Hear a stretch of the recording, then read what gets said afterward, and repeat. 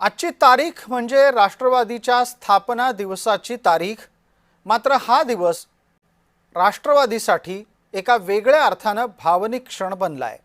अजित पवार यांच्याशिवाय साजरा होणारा हा राष्ट्रवादीचा पहिलाच वर्धापन दिवस आहे।